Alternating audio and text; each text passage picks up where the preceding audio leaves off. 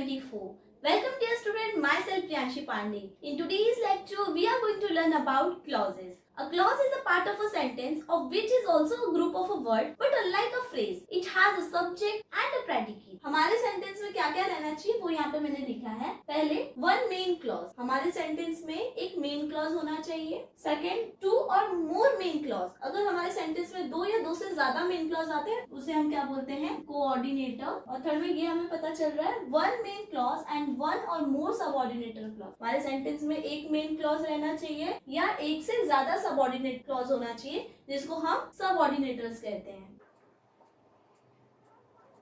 तो ये तीन चीज हमारे सेंटेंस में रहनी चाहिए. हमेशा याद रखना जो सबऑर्डिनेट क्लॉज होता है ये हमेशा मेन क्लॉज के ऊपर डिपेंड होता है and begins with a subordinator.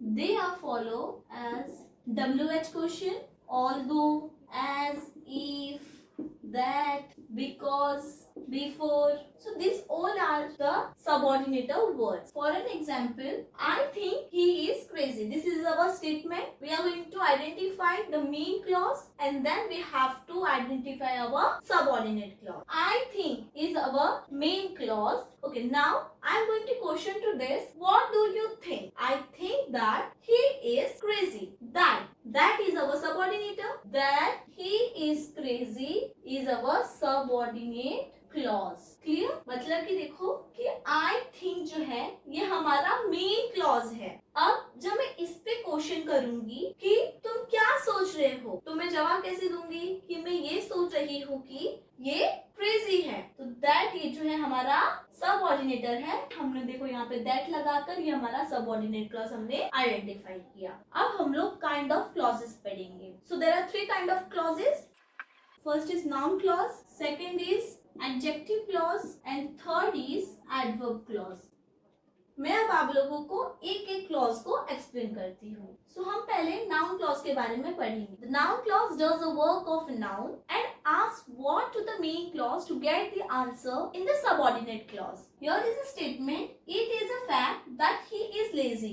So it is a fact is our main clause and from that till lazy this is our subordinate noun clause. जब आप इसके ऊपर क्वेश्चन करोगे what is a fact, fact ये है कि वो lazy है. दैट ही इज लेजी, कि वो लेजी है. आंसर हमें मिलेगा तो वो सबऑर्डिनेटर की हेल्प से मिलेगा. मैं आपको एक और स्टेटमेंट से एक्सप्लेन करती हूँ. तो यहाँ पे देखो it is apparent is our main clause and from that till guilty it's our subordinate noun clause. It is apparent ये हमारा मेन क्लॉज है और दैट ही वॉज गिल्टी ये हमारा सबऑर्डिनेट क्लॉज है. अब हम एडजेक्टिव क्लॉज के बारे में पढ़ेंगे. The adjective clause does the work of an adjective. There will be always a noun and pronoun in a main clause and there will be a subordinator like who, whom, which, etc. To find the adjective clause, ask the question to the noun and pronoun in the main clause. For an example, all that glitters are not gold. So a main clause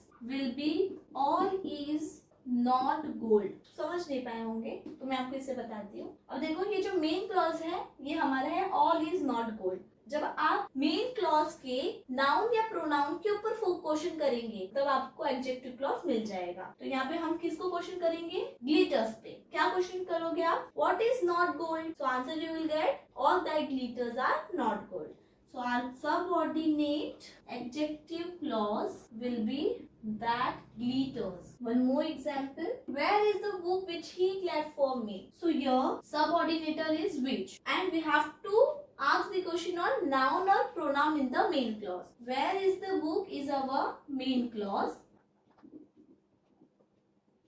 Subordinator adjective clause will be our which he left for me. तो यहाँ पे आपको ज्यादा question करने की जरूरत नहीं पड़ी क्योंकि आपको सबऑर्डिनेटर मिल गया है which. which के बाद के जो सेंटेंस है वो हमारे आ जाएंगे और सबऑर्डिनेटर एडजेक्टिव क्लॉज और which के पहले के जो थे वो हमारे मेन क्लॉज हो गए. अब हम एडवर्ब क्लॉज के बारे में पढ़ेंगे. The adverb often shows place, time, condition, manner, result or place. आपको मैं एक टेबल दूंगी, आपको उसे फॉलो करना है। एडवर्ब में बहुत सारे टाइप्स होंगे, आपको उस टाइप्स को फॉलो करना है और उसके हेल्प से आपको आपके क्वेश्चंस होंगे उनको सॉल्व करना है। देखो यहाँ पे मैंने आपको टेबल दिया है, यहाँ पे मैंने टाइप्स लिखे हैं और यहाँ पे सबऑर्डिनेटर्स लिखा है। आपको ये टेबल को लर्न कर लेना है। फर्स्ट टाइप दिया है हमें टाइम। टाइम में आपको कैसे सबऑर्डिनेटर्स मिलेंगे? Until, before, since, after, when, wherever. Second में आपको दिया है प्लेस। प्लेस का सबऑर्डिनेटर आपका होगा वेयर और वेरेवर। थर्ड आपको दिया है मैनर, तो मैनर का सबऑर्डिनेटर होगा आपका हाउ, एज इफ और एज।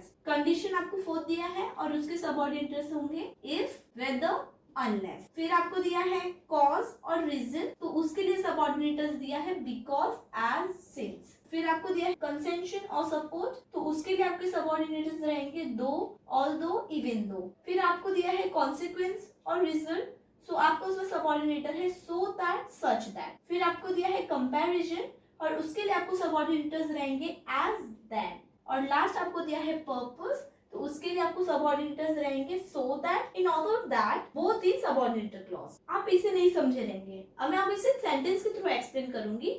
यहाँ पे मैं आपको एक सेंटेंस लिख के दिखाती हूँ। यहाँ पे स्टेटमेंट दिया है कंप्लीटेड बिफोर यू लीव। अब यहाँ पे हमारा मेन क्लॉज क्या होगा? कंप्लीटेड। और यहाँ पे हमारा जो बिफोर यू लीव है, ये देखो बिफोर ये वर्ड आया, अगर ये सबऑर्डिनेटर आ रहा है तो वो हमारी किस टाइप में आता है? बिफोर टाइम में। तो ये आपका कौन सा एडवर्ब क्लॉज होगा? ये आपका होगा एडवर्ब क्लॉज ऑफ टाइम और उसमें क्या आएंगे?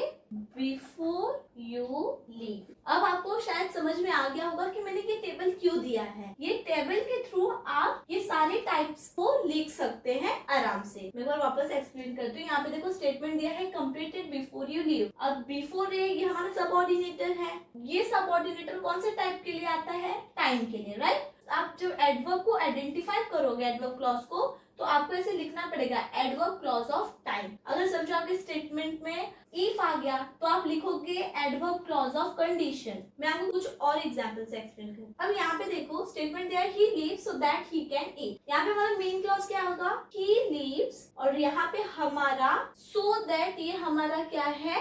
सबऑर्डिनेटर है, राइट। तो ये सबऑर्डिनेटर हमारे कौन से टाइप में आता है? तो पर्पस में आता है। देखो सो दैट, तो हम यहाँ पे कैसे लिखेंगे?